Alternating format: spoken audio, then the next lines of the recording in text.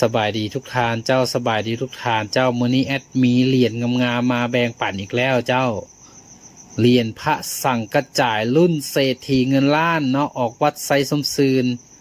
เหรียญนี่เป็นเนื้อรักยอดนิยมเลยเจ้าเนื้อสองกษัตริย์นะเจ้าเนื้อสองกษัตริย์ลงหย่าแดงเลยบอกเลยว่าสุดแจ่มเลยเนาะ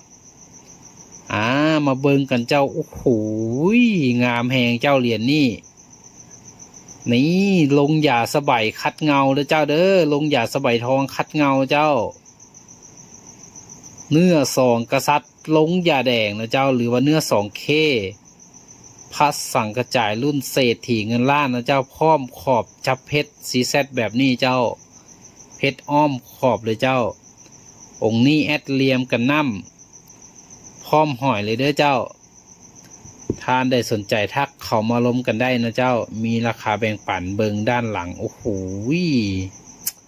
งามทุกบอลเนาะงามทุกบอลเจ้านี่เบิงแต่ยันเจ้านนโนเน้นเน้นตอกยันนะ